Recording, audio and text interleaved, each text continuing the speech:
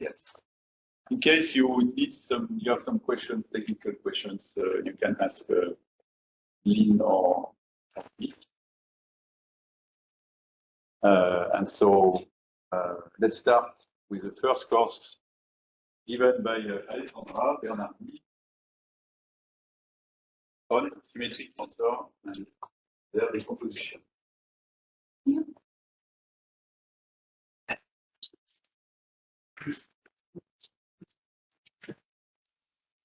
Okay, welcome everybody. Yes, I'm Alessandra Bernardi from the University of Trento. I'm the first one. I decided to have a very basic and very introductive course on tensor decomposition. Probably for many of you will be very, very, very basic and very boring, but since I didn't know all the backgrounds of you, I think that there are different grounds around. I decided to start from the very, very beginning, okay? So the goal is to arrive to a very classical algorithm known as the Sylvester algorithm to decompose symmetric tensors of size, let's say 2 in every direction, okay? But I'm gonna start very basically by this. Anyway, I can work on this, I'm sorry. Yes. So we all know vectors, and vectors are also tensors, are order 1 tensors, because you have just this one direction where to stop your numbers. And then there are order 2 tensors, namely matrices, because now you have like 2 directions where to stop your numbers. And you see, you can think of it as like as a matrix as it is, or you may think that you have fixed bases, and then after having fixed bases, this represents a linear map. Okay, so it's a linear map with fixed bases, and after having fixed bases, it represents a linear map. So you might think your map, your thing, as an element of the homomorphism between like these 2 spaces. Okay, it's a map, it's a linear map. And so just for now, this is just a hand introduction of tensor. We will have a precise definition later on. I'm just trying to verify things from research. I define the order 2 tensors, the space of order 2 tensors with this symbol, and in this case, it's just the space of homomorphism between these 2 spaces. And now we get better. So these were the first ones.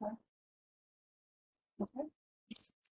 Now I can define order 3 tensors. Okay, and now I have my numbers, and they are allowed to move on 3 indices. So if you want to represent it, it's a cube, and you have a number for each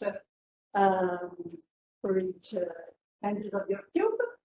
And now you can again do the same game, make fixed bases, and now you have more flexibilities, right? Because now you have 3 vector spaces, let's say Cn1 times Cn2 times Cn3, and you will fix 3 bases there, and then you can think this arc, this cube, as for example, as a linear map from this space to this space.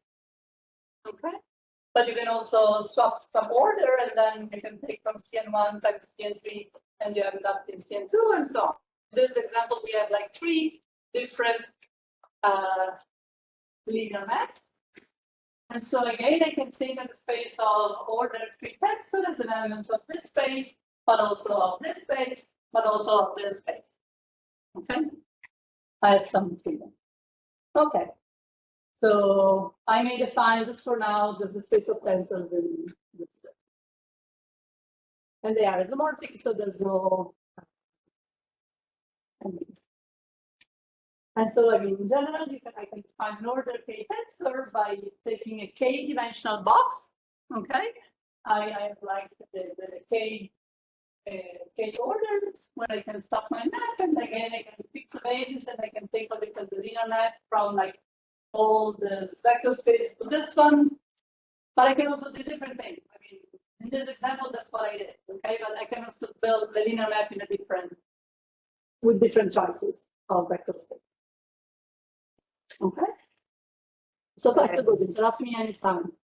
Okay, I know it's very basic, so I just go very quick. Okay, so why should be interested? Please. When you write equals, these that should be you mean canonical isomorphism? Yeah, I mean, in order to have this, yes, you have like without choosing a base. Yeah. Of course, I mean, I'll be more precise later on. This was really handy. So why people should be interested in tensors? I mean, they are just vector spaces, okay, where you stop your number by taking care of some orders, okay? So why not vectors? Why do we really want to have tensors? So I just go through one application where tensors are clearly more used rather than vectors. So the application I'm presenting is this one in topic models. So you have a lot of documents and you want to organize them. Maybe you are like, so I take this example of Arab, not to make very well-known engine that does like clustering. So you have a lot of documents and you want to cluster them, okay? So you would like to cluster them in topics in a way that if I look for some word, then it clustered that word belongs to different kind of topics. So in this example, I wrote tensor, and that these are the topics where I found the word tensor and the relation between them. Okay, it's like a machine learning document clustering. It's the unsupervised learning setting. And so let's see why tensor can be more useful rather than vectors in this document. So assume that you have all your documents and you treat your documents as just a bag of words.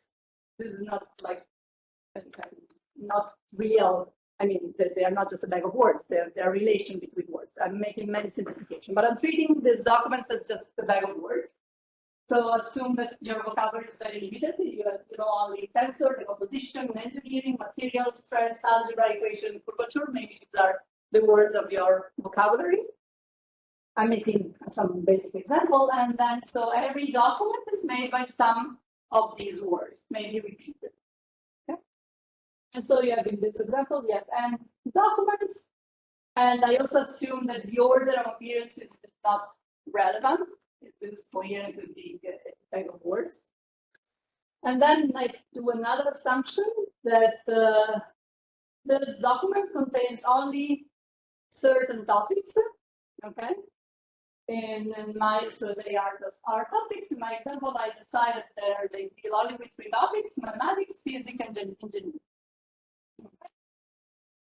And now I need to make some statistics, and I say, okay, the word tensor decomposition, it's easier to find it in the topic mathematics rather than in the topic physics. I don't know if it's true.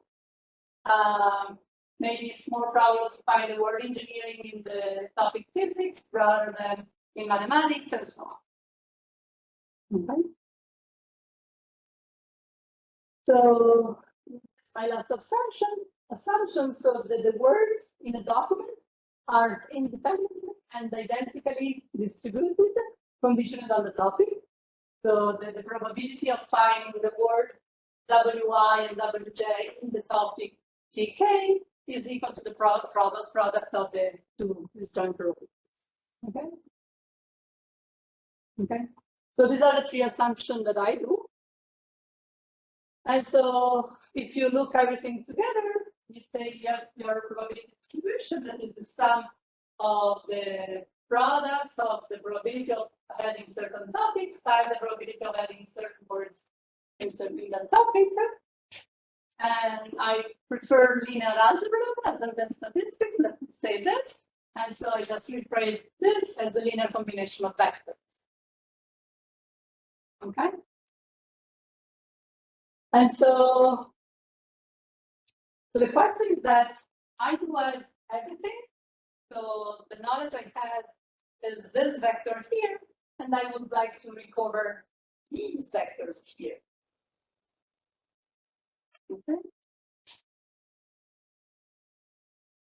Okay.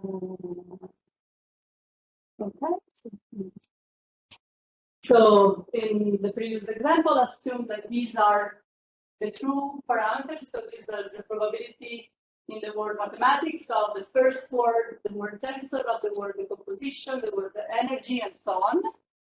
Okay. These are the probability of the same words in the topic physics. These are the probability of the same words in the topic engineering. And that the probability that certain topics in my example arise is like mathematics with 35%, 40% for physics, and 25% of engineering. So if I put everything together, my vector P is this vector here.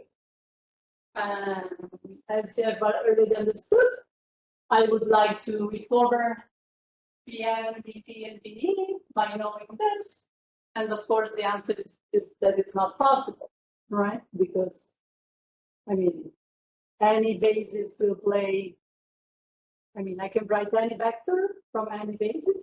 Moreover, I can also write any vector from any set of generators. I don't need also they are linear independent. So just knowing this, it's impossible to recover all of the data inside.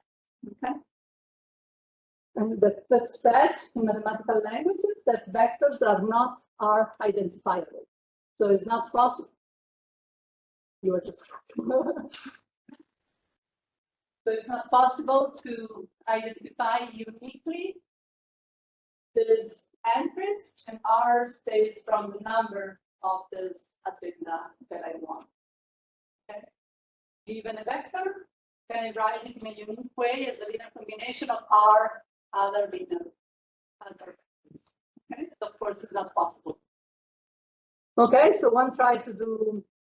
Yeah, this is an example. I just took the same tensors before and I wrote it with the sum of other cubic units.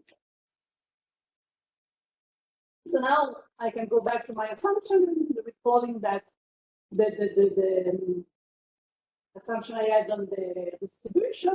And so I may say, okay, instead of computing the probability of having some words in all my documents, I may look for the joint probabilities. So 2 words in my documents, and then remembering that this is the product of the 2 probabilities, and then I can reconstruct everything and end up at the end by writing now it's going to be a matrix, and it's going to be a linear combination of these 2 guys here. The PL, it's a vector, and PLT, it's another vector. Okay, so they have inequalities, so they have a matrix on the right. Let me write like this. Okay, so this is my matrix, this is my PL, this is PL transpose, and so I'm writing my matrix as a sum of R matrices of this type. And it's not difficult to convince yourself that if you make the product vector of one vector times another vector, you get a rank 1 symmetric matrix. Okay, so I'm writing this matrix as a sum of R rank 1 symmetric matrices. This R is minimal, then this is going to be the rank of my matrix, this R. So now the problem is the same. I do have this scheme, and I would like to recover PL from that knowledge. And of course, I have the same problem as before. I have an infinite choice of PL that can solve my problem. And it's just sufficient to count the set of parameters. So here, the alphas were the coefficients in front of my matrices.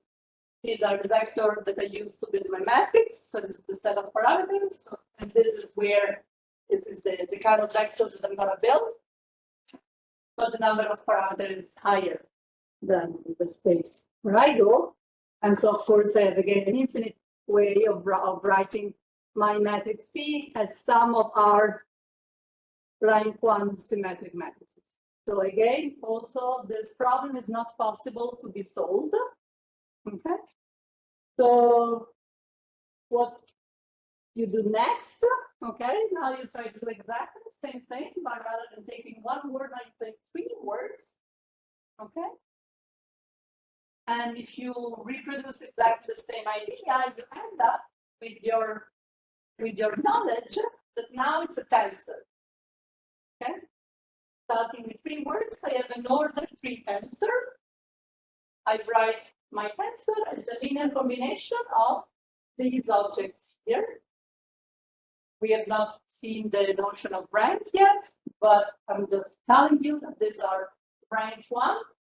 In this case, again, symmetric tensor. And except if you are not very, very, very, very, very unlucky, it can be. I mean, unluckiness may arise also in math, not only in life. But I mean, except very special cases, this problem has a unique solution. So I know this G, and I also need to know this R. And if this R is minimal, among the possibility of writing this T as a sum of rank 1 symmetric tensors, then this has a unique solution.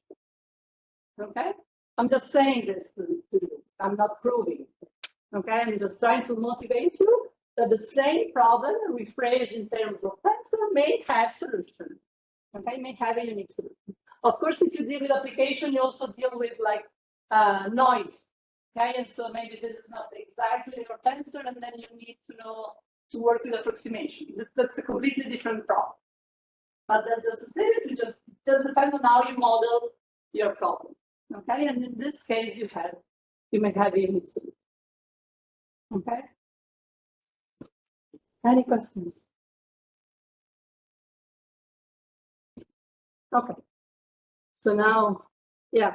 So that's my point. I just wrote it. So the point that I wanted to do with this slide is that unless you're very unlucky, this problem has a unique solution. Why you have an infinite way of writing the same problem in terms of vectors or matrices. Okay, so now I kind of start with the precise definition of tensor product, not just the handy one I had before.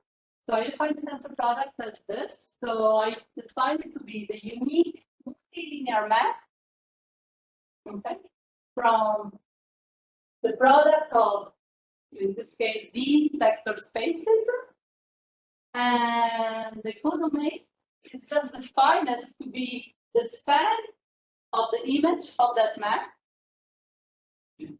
Okay, so I just go in the image and I take the span. And if there exists another multilinear map from V1 tensor VD times VD, sorry, into some other vector space, then there is a unique linear map from your codomain of the tensor map, okay, that makes this diagram for you.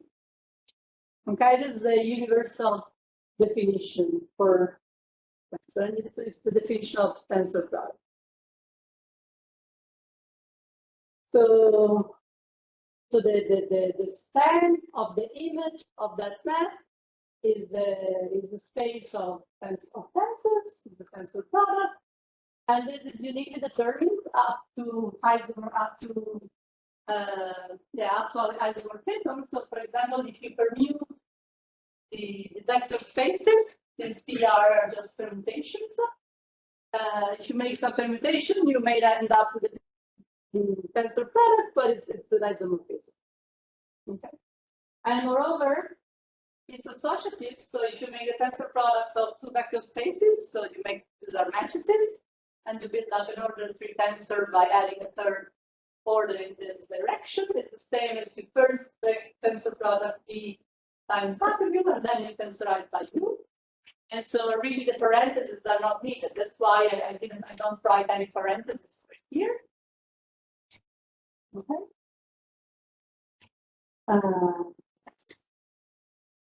Okay. These are just properties of. And now I can, speak about basis. So how do I choose a basis of the tensor product? I fix basis of my vector space. For each one of these B1 vector space, B1, BD, I fix a basis. And now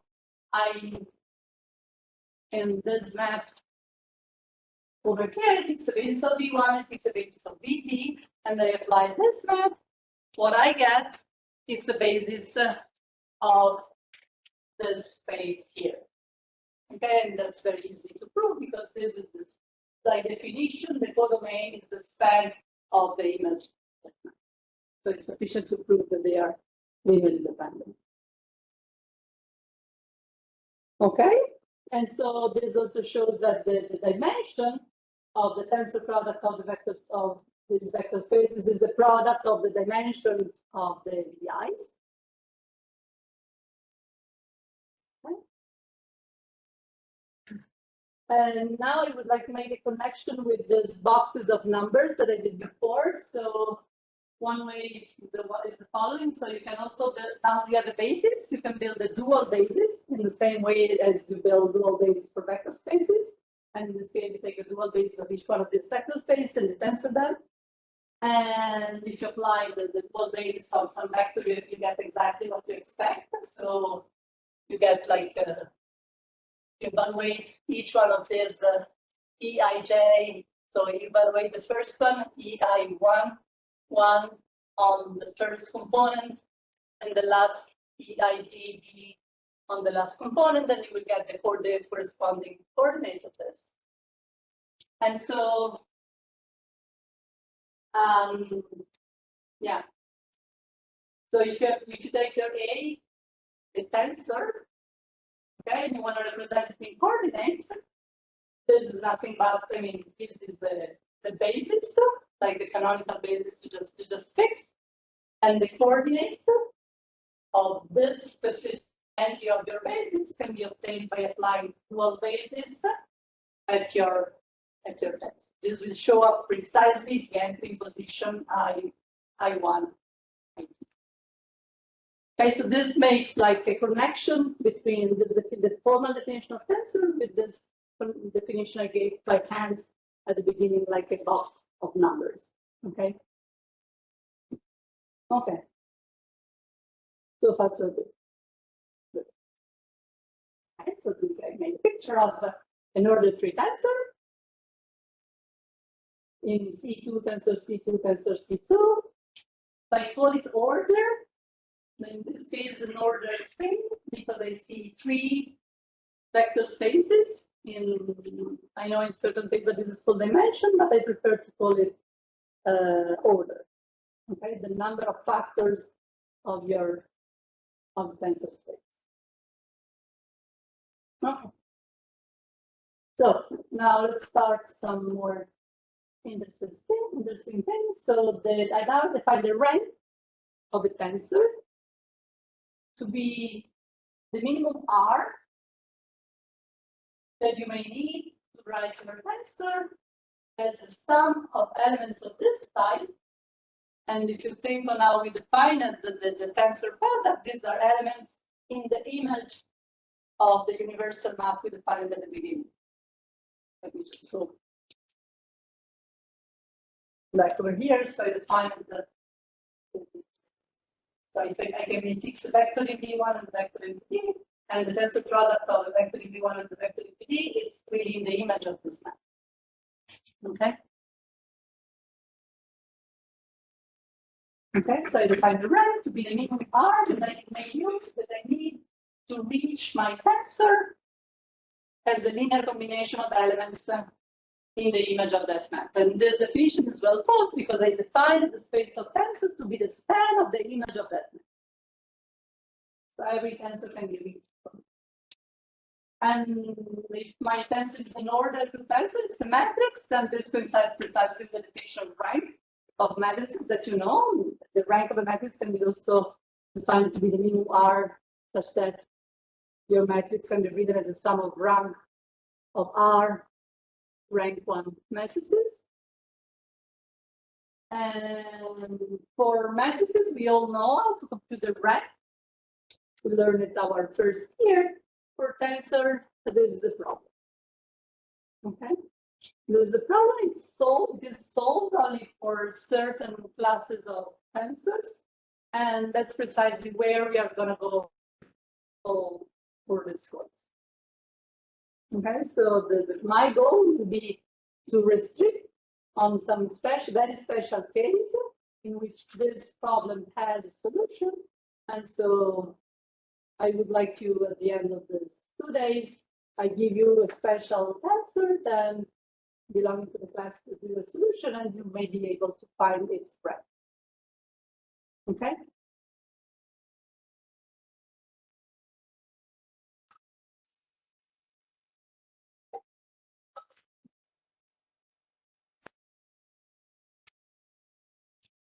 Okay, so now I give a name. So this is I just passed the projective space, but this map is nothing but the same map we defined for the in the universal definition, just in the projective version. And so the image of that universal map, it's a set, it's more than a set, it's a variety, and it's called Segre variety. And so the elements in this variety are tensors of rank 1. I defined the image of that map, the tensor of rank 1, because they are points belonging already to the. Okay. So how do we determine if the tensor is rank 1? Well, if we have a tensor of order 2, we know to determine if a tensor of order 2 is rank 1. We just look for it's a matrix. We just look at the 2 by 2 minors. If they vanish, it has rank 1. Otherwise, it doesn't have rank 1. And so if you want the equations of the variety defining tensors of rank 1, what you can do is simply you have a matrix, can be any matrix, so you may just fill it by indeterminate, not repeating anything. Okay, this represents any matrix, and you want it as rank 1. So you take all the 2 by 2 minors, and so you build up the idea of all the 2 by 2 minors of a matrix of this size, and then you have the ideal of the Segre variety of order 2 tensors. Okay, and by ideal I mean the set of all polynomials vanishing on your variety. Okay, and this is just the way I write generators. Of course, there are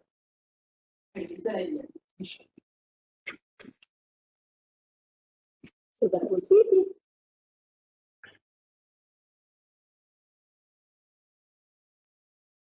I think that the slides are available. Yes. So do they have access already to the folder where all the slides are? Yes, we have to say, but they are. You go on the web page of the learning week, you see the program and you see the link to the slides. I'd like to run and copy because I'm going fast, but you can just. Okay, so this is just like, let's check. So how should I do if I really want to check? So that map took a vector and another vector in the projective space. He made a tensor product. We said that it's like making the product of this column times this row. And this is what I get. And as you may see, it's also easy to see that these are rank 1. Okay, because if you look at these rows, you see, for example, y1, yn2 multiplied by x1, and here I have y1 and yn2 multiplied by xn1. So they are clearly of rank 1. Okay, so it's always a rank 1 matrix, and clearly the 2 by 2 minus will vanish. So, okay, so the key idea is that rank 1 tensor can be characterized by the minors of their flattening. Now I'm making a step farther. So now I would like to do the same thing for any order tensor, not just matrices. So this idea of having a matrix filled of variables and imposing it as rank 1 and getting the ideal of the Segre variety. So all rank 1 tensor, it extends, okay, to any tensors of any order. And I'm going to explain it, but let me just quote that it's so theoretically it's a very old result. Well, like me. And ideally, theoretically, it's younger. I don't know if it's like you. No, it's older than me. Anyway, so what is a flattening? The flattening, it's like a generalization of what we have seen in the very first slide when I did it by hand. So when I did the tensor by hand, I said, okay, you may see your box of number as a linear map. And the way I made this linear map was by taking all vector spaces but one and make a map into the remaining vector space. Okay, that was one possibility. I can do many of these possibilities. And so I may fix a bunch of sub-indices. In this example, I took the first k ones, but I can also take other ones, not necessarily the first case. I fix a bunch of sub-indices in my, I have a tensor called the T, okay? And I split the synthesis into two sets, just take them Q. And then I define this match from some of these vector spaces to this vector space. And now I think of it as linear maps. Okay. And the way I do it, I apply this map that sends the linear map into the evaluation entity. Okay. So that's just as an example. I take the tensor Tijk in C232. Okay. And then I make a flattening that separates, let's say, the first two vector spaces against the third one. And what I get now, it's a matrix. Okay. It's a matrix that's of my tensor, but the ends of my tensor in this way. And if you look at this, you see that this part here, it has a 1 in the first position. So it was the first phase of your tensor is C2 times C2 times 3 times 2. And this part has a 2 in the first phase. So this was the second phase of your tensor. I have a more pictorial way. So this is like what the previous map did. Okay, I had a tensor of size 2 times 3 times 2. Okay, and it separates.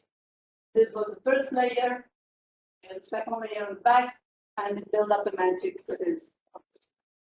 If I make another flattening, I don't know, 1, 3 against 2, I may get like two other different slices, and they go close together. Okay. Can I ask a question? Yes. What you on your slide, you say it's defined theoretically and ideally theoretically. What is the difference? Yeah. So theoretically, I'm just saying that this polynomial, the polynomials that I find that define the zero set of these points coincides with the variety that I'm defining. Okay, so I want to define this Segre variety. Okay, this set of rank 1 tensors, and I'm saying that I'm defining it set theoretically by telling you a bunch of polynomials, and I look at their zeros, and their zeros are the variety I'm defining. Okay, but I'm saying that I'm defining it ideally theoretically by telling you all the polynomials that are zero on this set of points. I'm not just giving you some polynomials that define it, but I'm giving you all the polynomials that define it. Okay, so I'm going to go in this direction. I'm going to tell you that the Segre variety is defined by the 2 by 2 minors of all flattenings of your tensor, and it's going to be defined. These polynomials will define it ideally theoretically. So these are really the generators of the ideal of the Segre variety. Did I answer your question? Yes. So you check that I want that. The idea is to fine. I want to do it. I'm just telling you. But yes. One is the value of the because this would be a second regular. Again, yeah. It's irreducible. Yes. In the case of Segre, it's reducible. But the time when you say I filter, it's automatically if you look at Yes. why does this only work for restaurant tensors? That's a big problem. So this is an open problem. So it works. I think it's proved for order 2 tensors. Sorry, not for rank 2 tensors. But I mean the variety whose closure. I'm gonna go through this.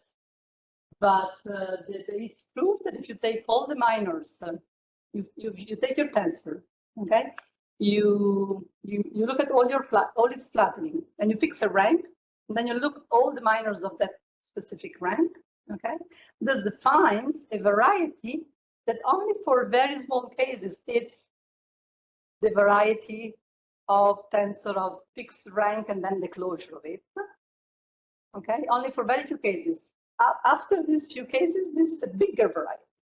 It's proved it's a bigger variety. It contains more things than only the rank 10. It contains the tensor of the rank you fix. Okay, the order 5 minors, the zeros of the order 5 minors of all the flattening, it contains all the tensor of rank 4, but it contains something else.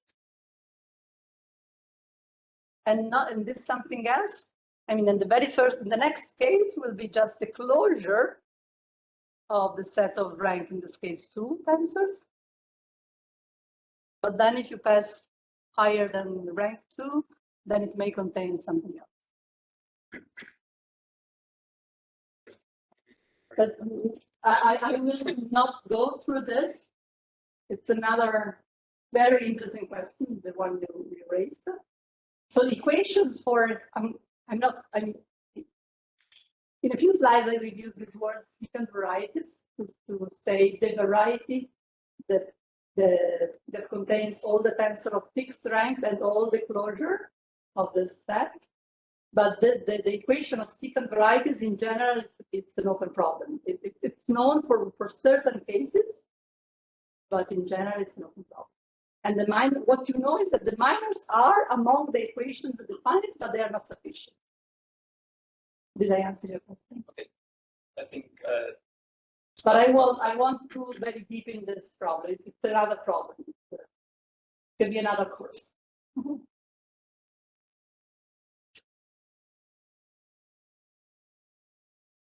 Other questions?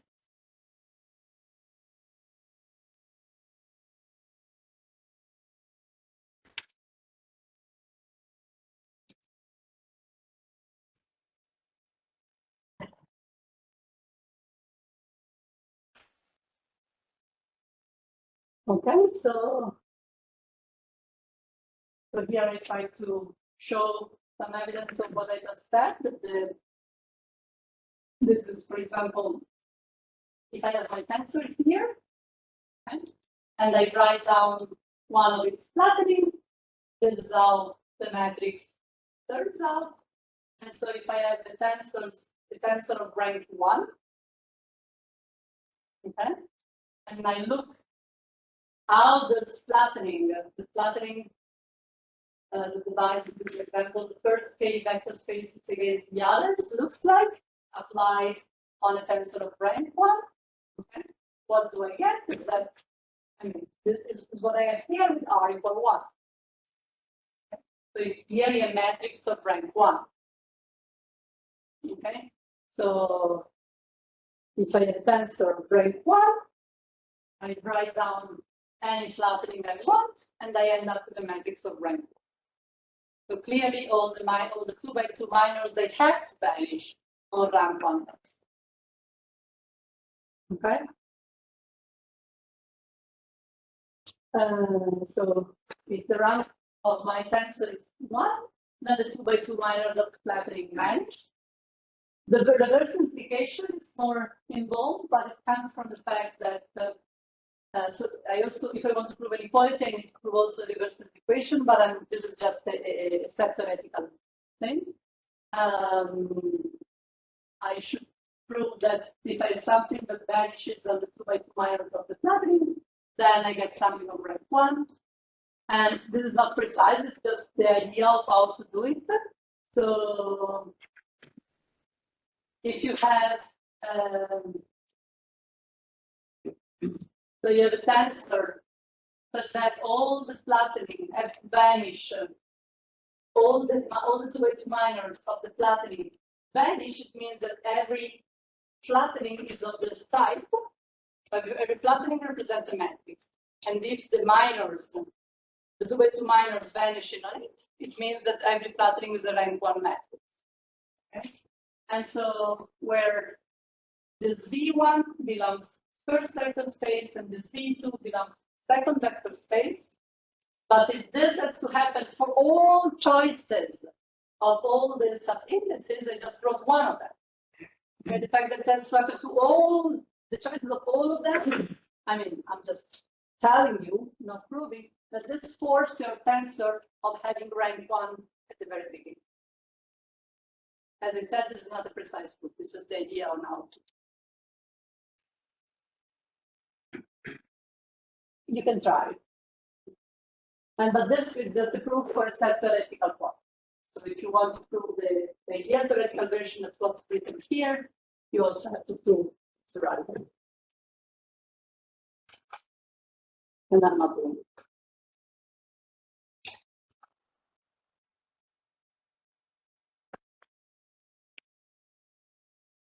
Okay.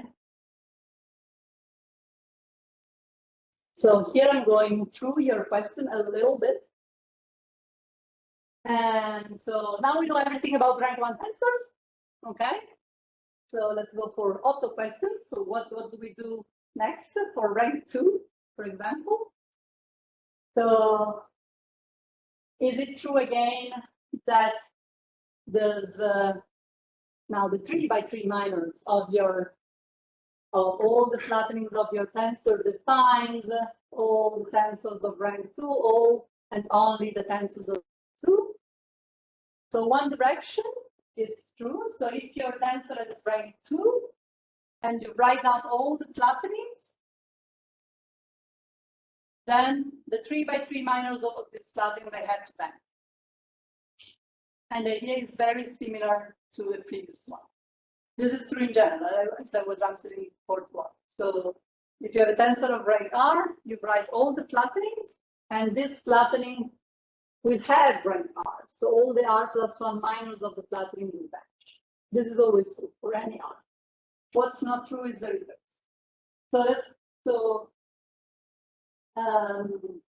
the question is it true that the variety defined by the 3 minors, okay, all the points that are 0, that are killed by all the 3 minors of the flattening, is it true that this variety defines all the tensor of rank up to 2, as it happens for matrix? So here I have a very famous example. I call it W because I know there are physicists in the audience and they call it W state. Okay. This is a very famous tensor. If you have a flattening and you write it down, then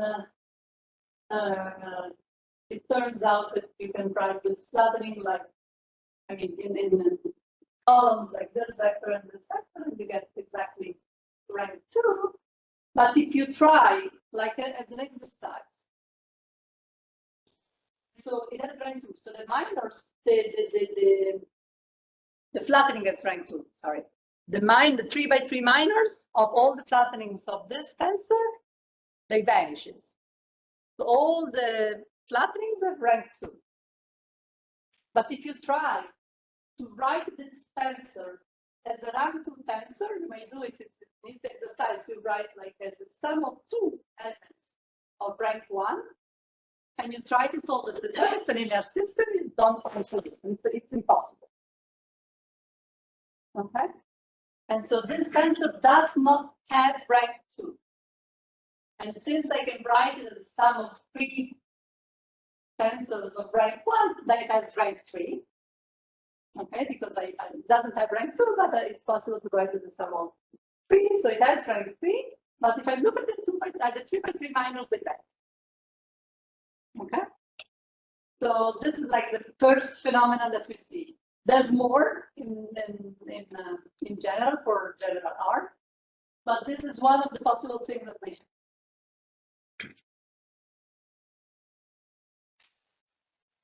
So what's interesting is that this guy doesn't have rank 2, but the 3 by 3 minors of the flattening, they vanish.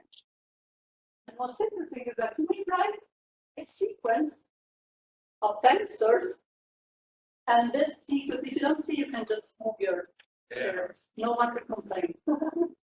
The same for you that I'm in the front of this.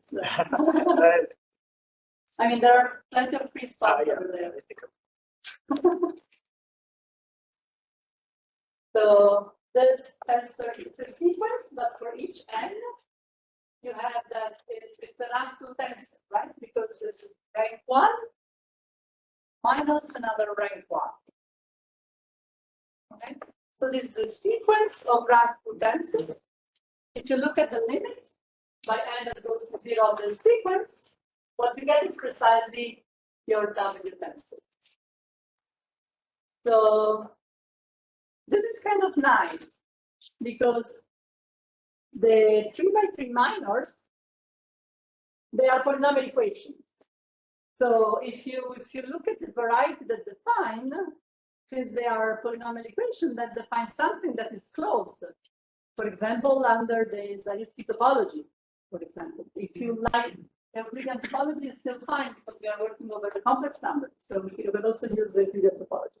So it's clear that if you look at the objects that are killed by a bunch of polynomials, there will be, they define something that is closed. So there will be also some objects that are like in the limit of the sequence on something that is, or that's clearly decided. Okay, so it was clear that the 3 by 3 minors that they find something of rank 2.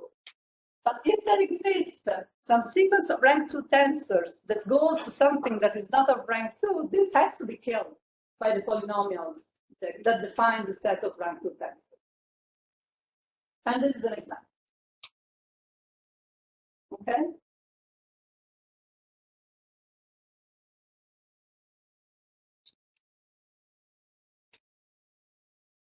Okay. Any question? Okay. But we, To remove one. because if you take, yes, you take the 3 by 3 minors, Mhm. you say it's a figure by p. So can you remove the but the Remove in which sense? I don't understand. that you are in right?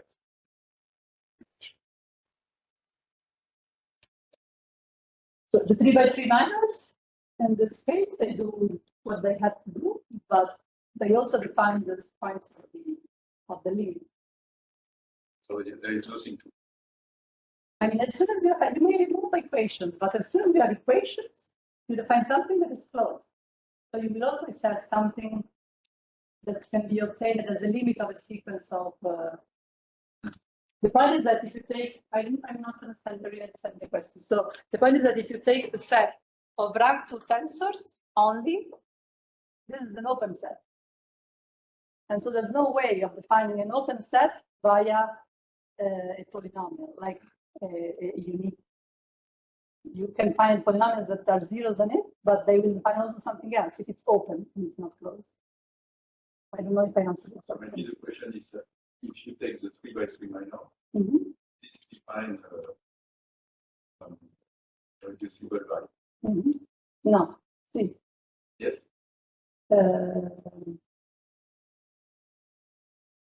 Then you have this.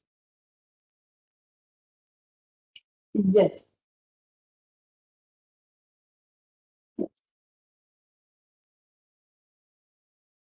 Yes.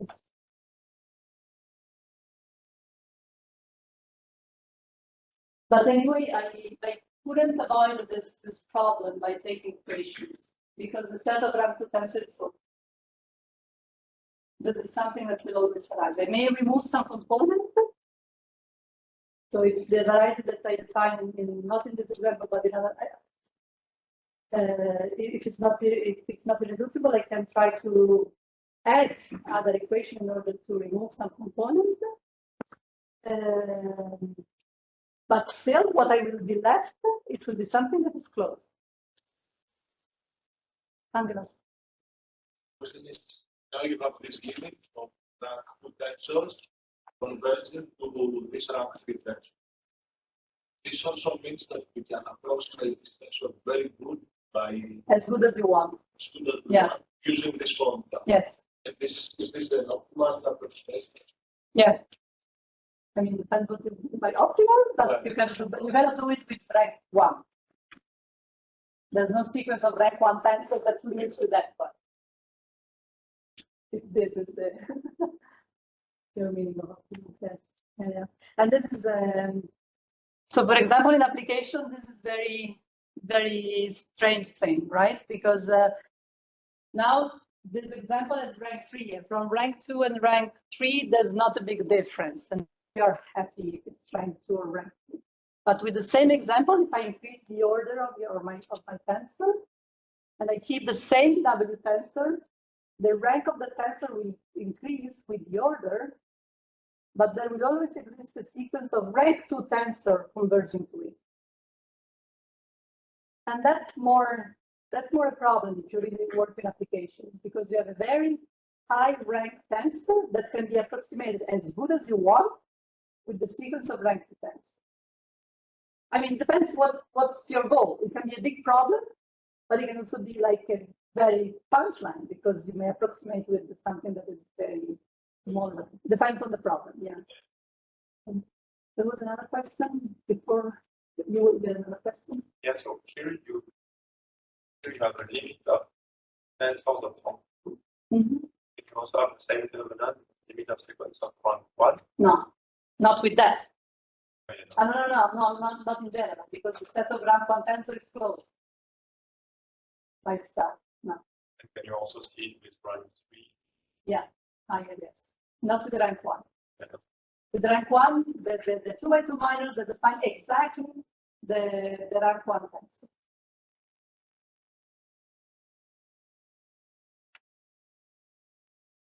Yeah,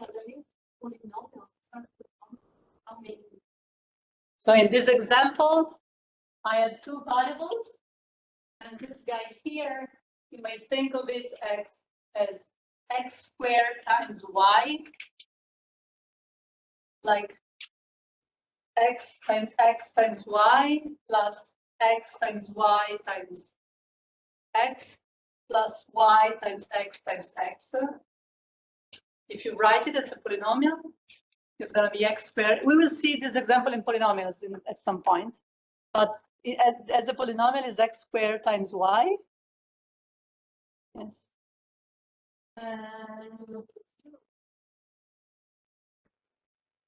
Sorry.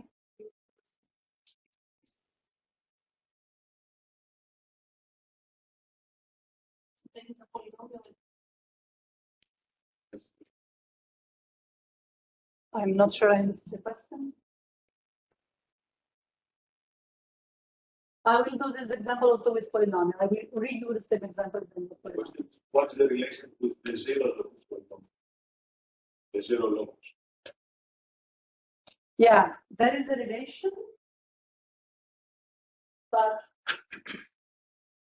there is a relation, but not in terms of exactly the rank. That's another thing. If you can, I think I'll go through this. Can you? There was another question. No. Question related to the polynomials you use. Yeah, what are the variables? So the zeros. You mean this key point? Yeah. So zeros of polynomials define a closed set. That was related with your question. So the zeros, okay, maybe this is what was misleading. So the zeros of polynomials are not the zero of this. So I was not in polynomial set yet. This is a tensor right now. And when it's writing here, zeros polynomials define a closed set, is I said the 3x3 minors, they are polynomials. They define their zeros, so that where this polynomial vanishes, they define a set, and this set is closed. And so if I define a closed set, I have all the tensors of rank 2 in this example, and everything that is in the limit of this. How many variables? These, so the number of variables I have in the codomain, so it's C2, C2, C2 is 8.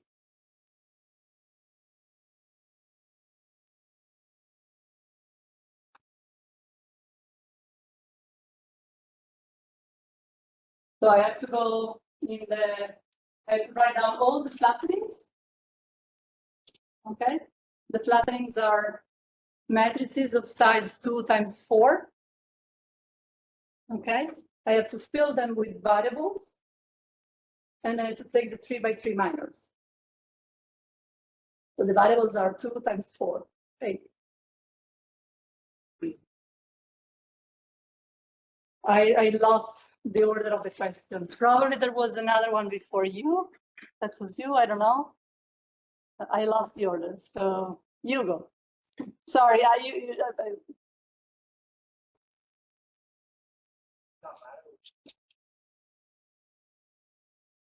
yeah, so since I'm defining a set defined by polynomials, the topology I'm taking is the Zariski topology. Yeah, but since I'm also on the complex numbers, it also works with the Euclidean topology. But if you like, this is perfectly defined with Zariski topology. Hmm?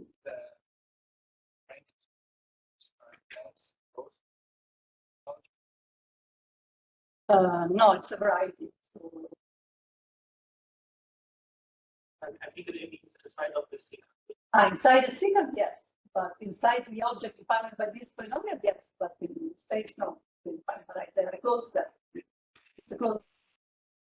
Maybe what you're referring to is that over C is a risky product that also has to be medium approach. Somehow, if you limit somewhere in sense, you can also limit there in the risk.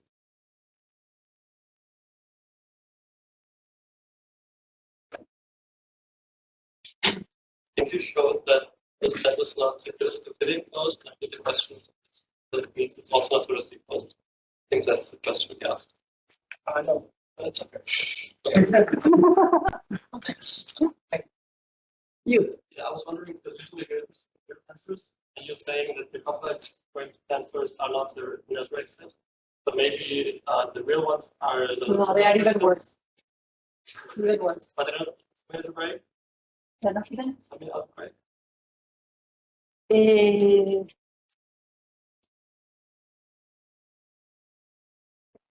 Yes. Yes. Yeah, they're not. No, they are. They are. But still, you need the passive disclosure thing. Like similar graphical interpretation to flattenings of tensors of higher order than 3, or like the one we just showed. Yeah, I mean the so I may close it. I'm gonna close it. I'm not going to install it now. So yes, this is for any order things. Other questions? So in the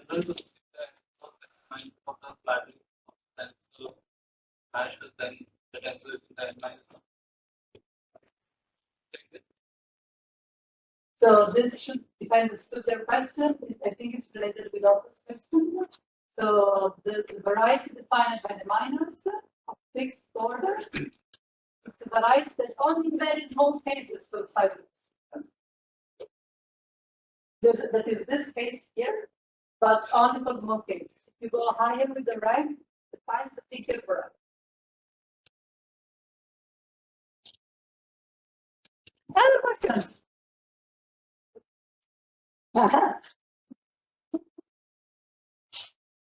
You said in rank 2 tensors, we start the group for rank 2 matrices, it's not enough.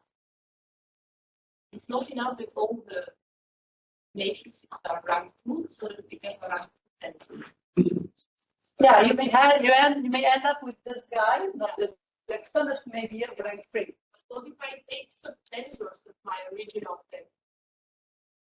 Yeah, the point that I wanted to stress is that I just said I didn't write it, but the set of rank is not closed. So there's no way of defining it exactly by using polynomials. Because if you use polynomials, you define it close. But if I take from my tensor, which is a box, instead of box, I take some boxes. And if all of them are rank 2, then it's still.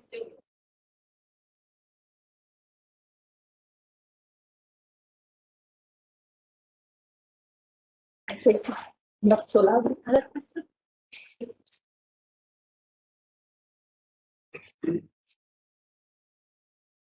Go to the next one. 2. Yes. I think I said many things already on this slide, but let's go again.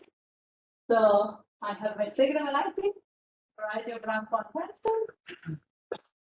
So I just wrote what we said many times. So if the tensor is ranked at most R, no, I didn't say this. Correct. So if the tensor is ranked at most R, it means that can be written as the sum of rank 1 tensors, R of them. So you may pick R points on your Segre variety that defines the rank 1, the set of rank 1 tensor, and it means that there are R points on your Segre whose span contain your tensor. And so you may define this object. This is your Segre variety, in this case, K factors. This is not a variety yet. I write this R because I'm taking the span of R points on my Segre. I take the union of them. In this case, I define all the tensors of rank at most R. Okay.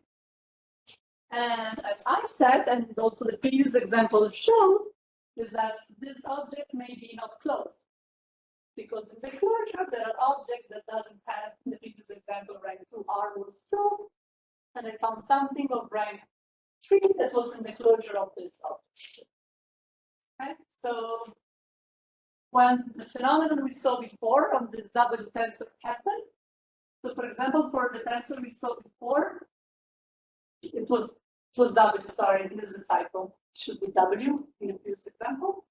This has border rank 2, so it has rank 3 because it's the sum of 3 rank 1 tensor, but it has border rank 2, meaning that the first secant variety is the second secant variety. And by secant variety, I define the closure of the set of tensors of rank most.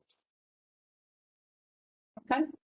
So I have these two notions of rank and border rank that I make.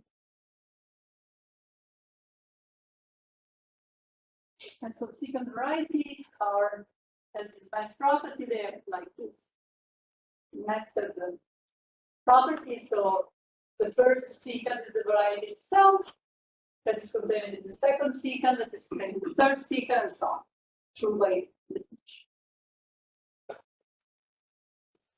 okay. So this is we said it already. It's a general open problem to find equations for secant varieties. There are people in this audience that work a lot on this. They found many equations for certain symmetric case. But in general, it's still an open problem.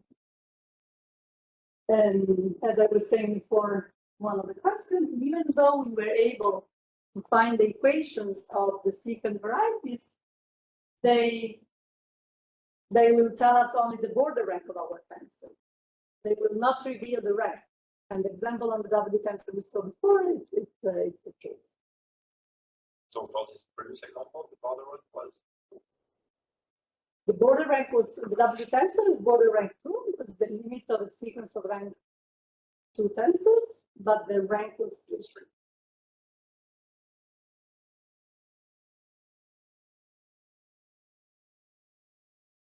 So here we go for, I didn't keep track of the time. You may tell me how much time do you have? 22 minutes. but if the border rank is 1, then the rank is 1. Yes. And the same if you have a matrix. If you have an order 2 tensor, then the rank of the border rank they coincide. Because that's how you compute the rank of a matrix, looking by minors. The minors, they will define exactly the rank of your matrix.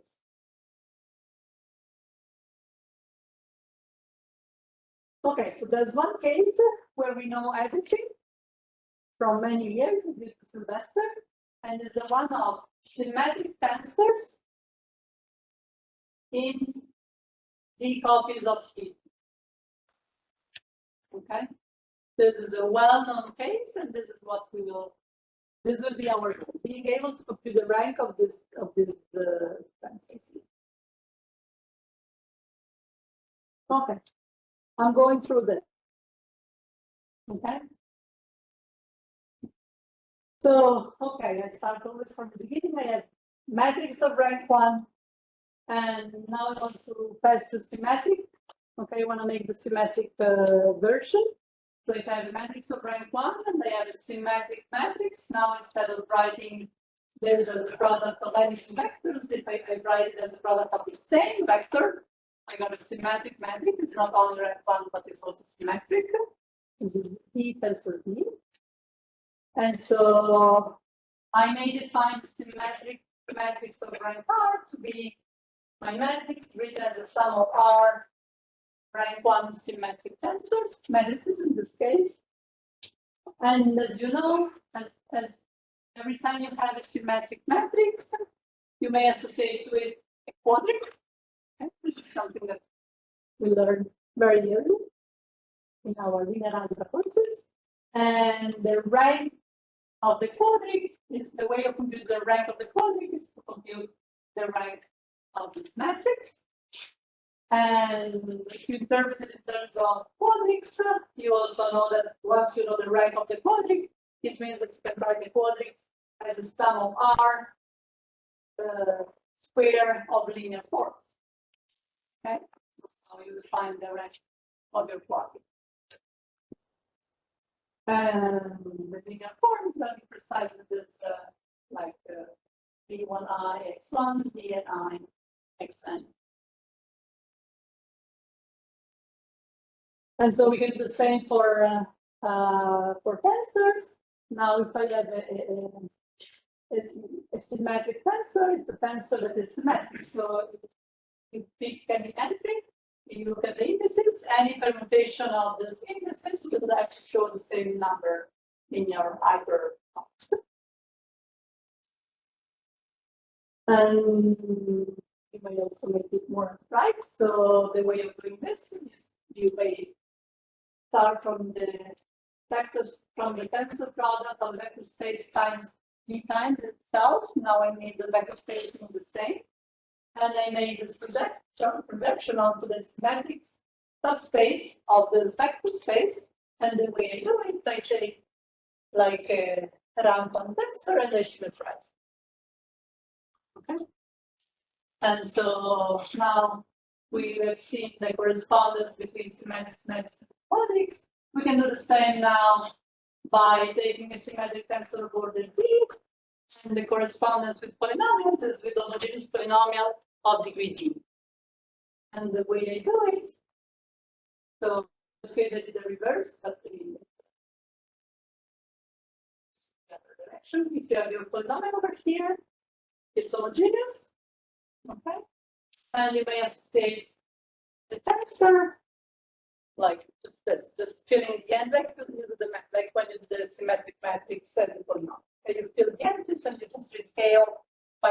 vector that is the exponent. Like a similar correspondence between non-symmetric tensors and non-commutative polynomials. I don't know.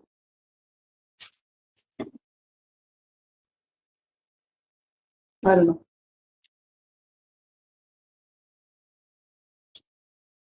So in this example, I just wrote x cubed, 3x squared y, and y cubed.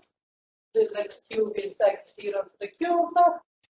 This x squared y is x is like is 0, tensor is 0, tensor is 1, but also is 0, tensor is 1, tensor is 0, but also is 1, tensor is 0, tensor is 0.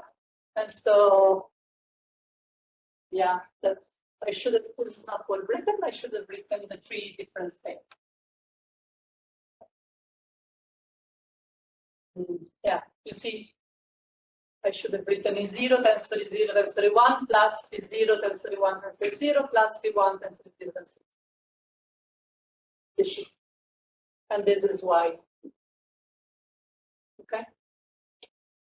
Sorry, concerning his question about the polynomials in the Grassmann variables, which are anti-commute, could it be an answer to this question? So I'm thinking if I take an element on the Grassmann variety, for me this is a skew symmetric tensor, and my way of representing it is by I take like V1, wedge V2, wedge V3, wedge VD. But this, I mean, I don't know exactly what you mean by this non-commuting polynomials. It's my ignorance. But if you think this as like making a different kind of property for you, a V1, wedge V2, wedge V3, it's a polynomial, it's a skew polynomial. I call it skew symmetric tensor. But if for you this is skew symmetric polynomial, then the answer is yes. But since I don't know exactly what are you asking, and so say the way I try to answer is using the fermionic creation operators. So if these objects are polynomials, the bosonic creation operators, it could be those could be the fermionic creation operators. yes, I mean in the first line over here, you just project over the skew symmetric tensor, and you do the almost the same operation, take sign of the permutation, and here you have the wedge. If this is your question, but since there was another hand I saw before you. I'm not exactly sure if it's linear, but if it is linear, I think the answer is no, because the liquid quality has dimension into P. These polynomials have different dimensions, so they have the No, it's not going to be the same object, it's going to be a different object, I agree. But you can project from, I mean, in this huge vector space, you can project on a subspace that is symmetric, but you can also project on a different subspace of different dimension, the skew symmetric tensor. I meant to answer the question. Yeah, but I don't know. We can discuss this later if this is the point or not. Other questions?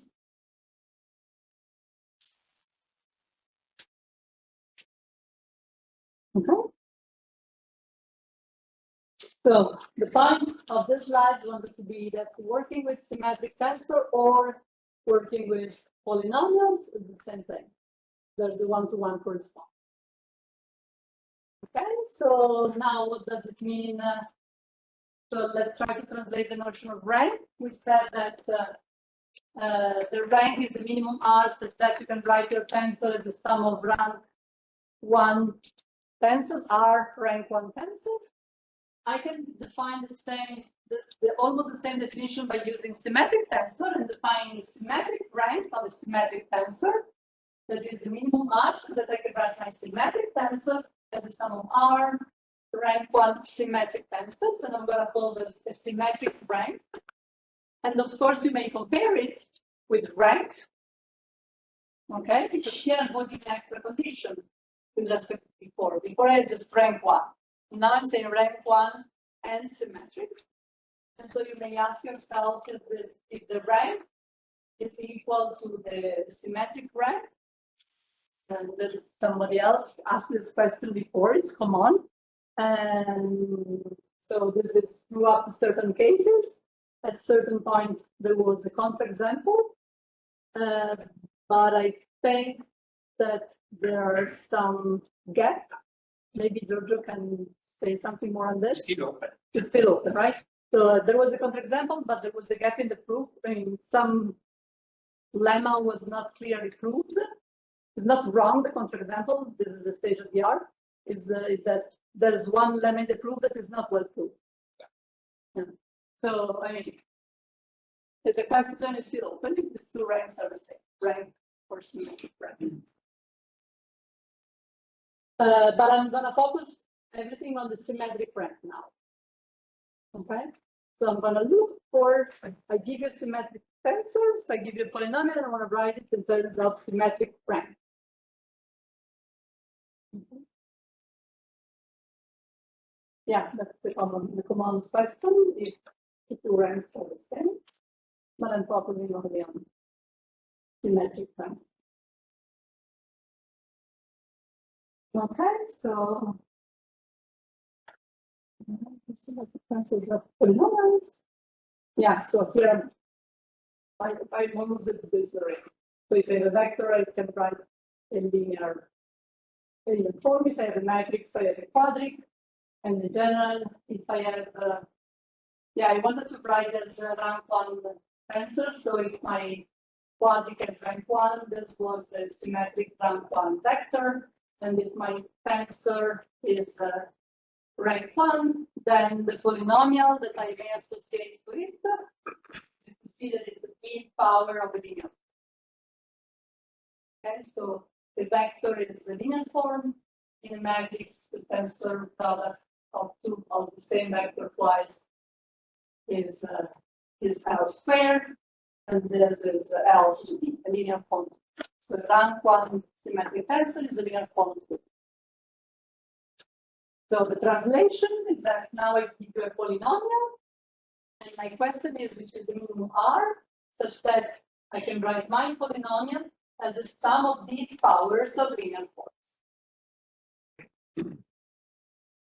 Okay, that's exactly equivalent to answer the question, which is the symmetric rank of my F. Okay.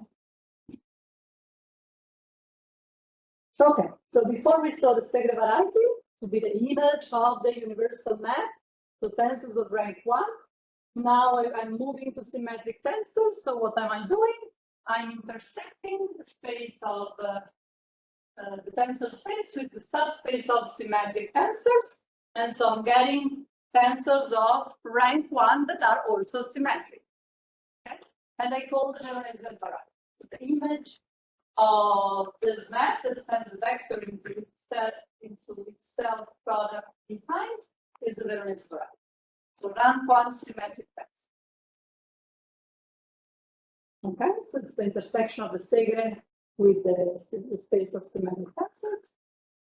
An example, so here I take, I go from the 1, I mean P of C2, and I go in polynomial of degree 3 in 2 variables. And the way of doing this, by looking at the Veronese variety, I take my vector here. It's a projected class, I can be in C2, so I can write as 1T. And I send the Veronese map sending third power. Okay. I just expand this vector here, and these are the coordinates in a basis, for example, x cubed, 3x squared y, 3xy squared, and in y cubed, which is the basis of this space. And these are the coordinates in that basis. Okay. I wrote this example because it's always the case. I started with P1, so 2 variables, and I write it 1t, and I cube it, and I end up into 1t squared cube. If instead of doing the cube, I do another power, I have the same phenomenon, 1t squared cubed t to the d. Okay, so this is the image. It's a parametrization of the Veronese variety, 2 variables, in this case, of the numbers of degree. Okay. Yeah, this is general phenomenon. I start from P1 and I go in polynomial. I made a D power, and this is the parameterization of that. Okay, so we saw before that equation, the equations of rank 1 tensors of the Segre variety are the 2 by 2 minors of all the flattenings. I made this example of 2 by 2 by 2. Okay, so these are 3 flattenings, and now I told you that the Veronese variety is the intersection of the Segre with the symmetric tensor. So what am I telling you is that now, instead of having this tensor filled with all the variables, I impose symmetries along the variables. I will do the flattening. The flattening will have some symmetries, and I will do the 2 by 2 minors. And I'm just intersecting a variety with the linear space. And the linear space is given by this commutation relation. Okay, and so this is going to be seen in these equations. Okay. Yeah. So that's what I just said. The 2 by 2 minors of flattening of a generic tensor intersect with symmetric tensor are the 2 by 2 minors of flattening of generic symmetric tensors. And so in the previous example, these are the variables in the empty space. I just impose the symmetries, and now I have less coordinates. And so I have one flattening here.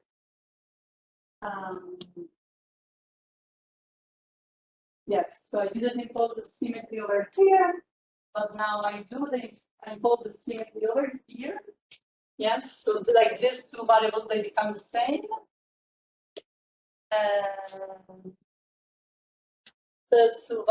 These 3 variables, they become the same.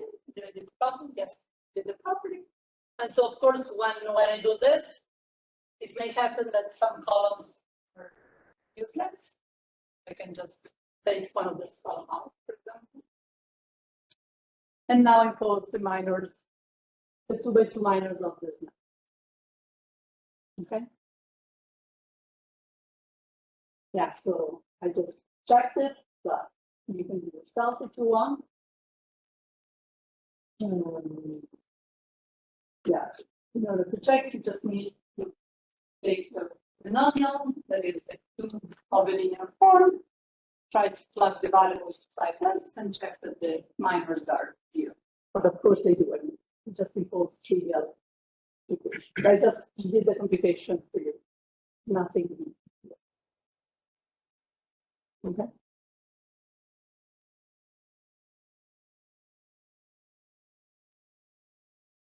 Yes, so here again,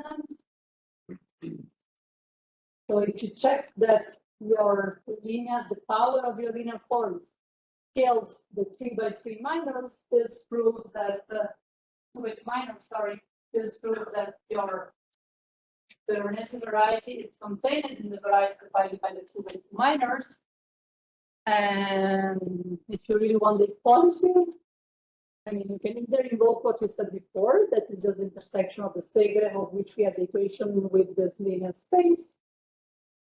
Or you may do this forgetting what we did before, and then in order to prove the other equality, you may also this time want to prove that they have both the same dimension and they are unique. But I mean, I think we are happy with just invoking the previous result.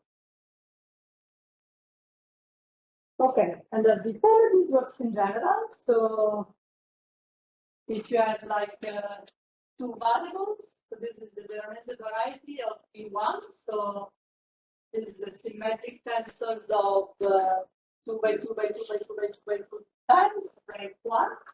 And again, if you want the equations of this guy here, you do all the flattening. So you take your tensor, you feed it with variable, impose symmetries, you do all the flattenings, and you check that all the 2 by 2 minors are. I think I just did another example over here. So here it is in general. So I take 1t that goes into the power. And yes, I just did it in general. So this is the flattening already symmetrized because I have all the symmetries.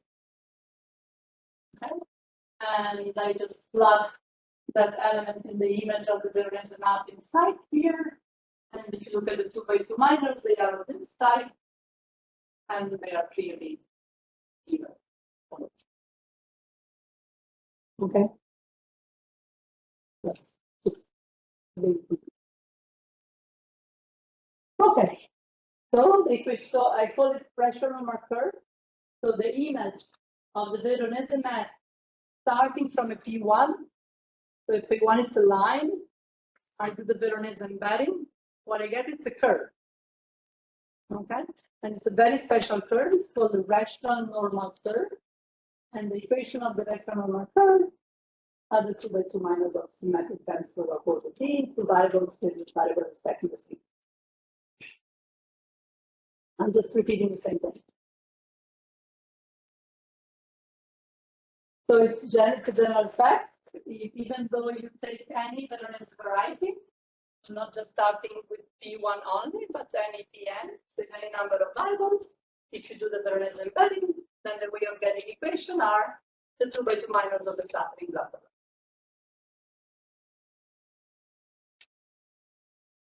I did another example, this time in 3 variables. So I start from P2, I do again the third Veronese embedding, the type should be actually yes.